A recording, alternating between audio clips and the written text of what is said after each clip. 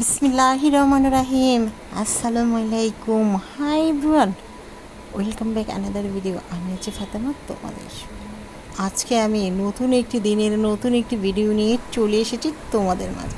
আশা করি সবার কাছে অনেক বেশি ভালো লাগবে, আর পুরোটা সময় জুড়ে যদি ভালো লেগে থাকে আমার সাথে থেকে যেতে পারেন। এই তো ঘুম থেকে উঠেই আমি ঘরগুলো সবগুলো গুছিয়ে নিয়েছি। আমার যা আছে তাই দিয়েই আমি গুছিয়েছি।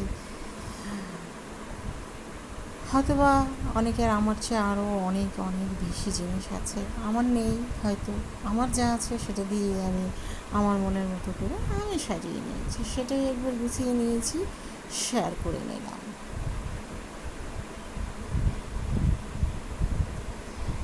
সবগুলো ঘর গুছিয়ে চলে এলাম, রান্নাঘরটি পরিষ্কার করে নিলাম।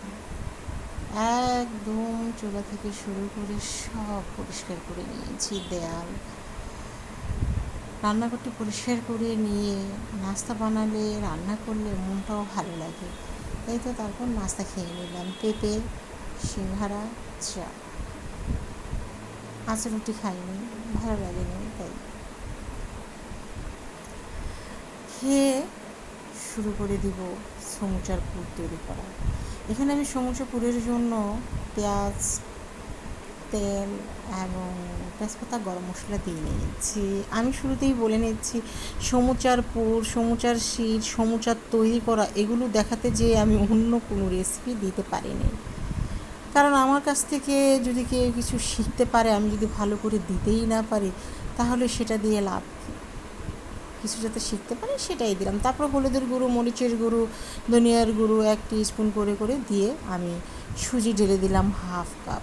এটা খুব ভালোভাবে ভেজে নিতে হবে। আমি খুব ভালোভাবে ভেজে নিই, অল্প একটু পানি দিয়ে নেড়ে চেড়ে সমুচার যে সাইডের যে অংশগুলো সেগুলো ভেজে আমি দিয়ে দিচ্ছি, এতে করে স্বাদটাও বেড়ে যাবে। আর আজ আমি মাংস দিয়ে করা আমার সমুচা দেয়া আছে। এই সমুচাগুলো যে রেস্টুরেন্ট স্টাইলে যে তৈরি করা হয়, 2 টেবিল স্পুন তেল, লবণ, ঠান্ডা পানি দিয়ে নিয়েছি, গুলিয়ে আমি রেস্টুরেন্টগুলোতে আমরা মজা করে সমুচা খাই, সেটা কি দিতেই পারিনি। তারপরে রুটি বানিয়ে আমি এখানে বাটার দিয়ে এটা ভাজতে ভাজতে এমন বড় গোল্ডেন কালার, মানে ব্রাউনিশ কালার হয়ে যাবে। শেখার জন্য বলছি, এরপরে যতটা রুটি হবে, বড় রুটিটার পরে এটা ছোট রুটি, তারপরে এখানে আমি আবার রুটিটা দিয়ে বাটার দিয়ে ময়দা দিয়ে দিয়েছি। এখন আবার এই রুটিটার উপরে আবার তার চেয়ে ছোটো আরেকটি রুটি দেবো। আবার যখন আরেকটি রুটি দেবো, সেটা আরও তার চেয়ে ছোটো দেবো। যত ছোটো দেওয়া হবে তাহলে লেয়ারগুলো আস্তে করে ছেঁকে নেওয়ার পরে উঠিয়ে নিতে সুবিধা হবে। এখানে আপনি যত লেয়ার দেবেন ততই ছোট করে, একটার পর থেকে একটি ছোট, প্রথমে থাকবে বড়, তারপর একটার পর একটা ছোট, একটার পর একটা ছোট করতে করতে যতটা রুটি করে দেবেন ততটাই আপনি শীট পেয়ে যাবেন, কোনো সমস্যা নেই। আমি এখন রুটিটি একদম শুকনো খোলায় টেলে নিচ্ছি। এই যে উঠে যাচ্ছে, আমি তাড়াহুড়া করছি, একটু ছিঁড়ে গেছে, আপনারা অবশ্যই তাড়াহুড়ো করবেন না।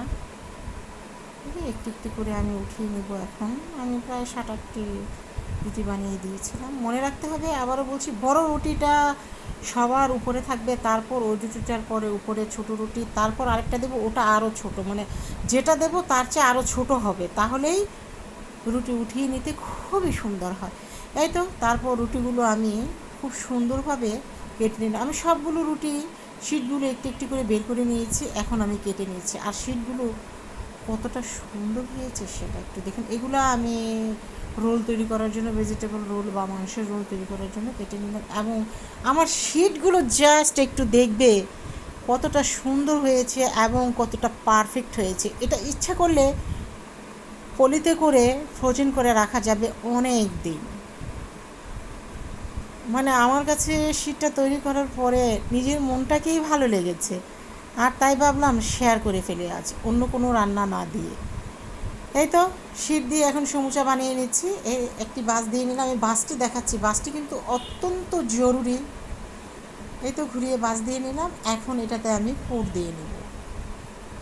আমরা কত মজা করে খাই, আর দোকানে বলে মাংসের পুর। সুজি ভাজতে ভাজতে একদম কালারফুল করে ফেলে, আর এটা যখন তেলে ভাজা হবে সেটা আরও কালারটা ব্রাউনিশ কালার হবে।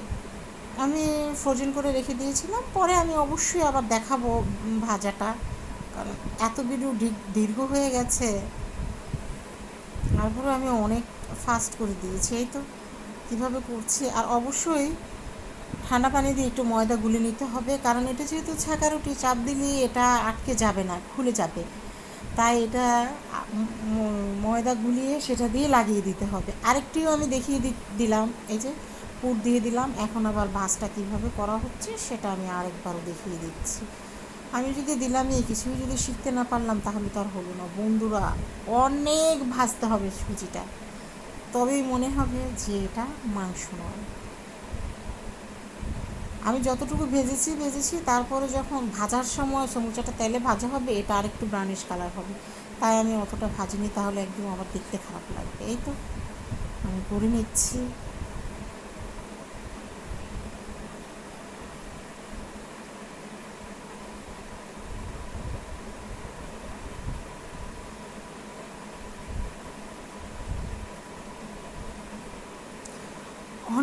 অনেকগুলো বানিয়ে ফেললাম বন্ধুরা। আমার নিজের কাছে সত্যি কথা শীত দেখে, সমোচাগুলো দেখে অনেক ভালো লেগেছে, তাই তোমাদের সাথে শেয়ার না করে আর পারলাম না। তোমরা ট্রাই করবে। এই তো আমার সমোচাগুলো বানানো হয়ে গেছে, অনেক সুন্দর হয়েছে একদম। কেউ কি বলবে এটা ঘরে বানানো হয়েছে? আর সুজি দিয়ে যে করা হয়েছে সেটা বন্ধুরা বোঝাই যাবে না। তারপর বানিয়ে ফ্রোজেন করে চলে এলাম। দুপুরে অনেক মাছ, ডাল, করলা ভাজি খেয়েছি, সবাই অনেক বেশি ভালো লাগছে। আসসালামু আলাইকুম, আল্লাহ হাফেজ জন্য। আর দুপুরে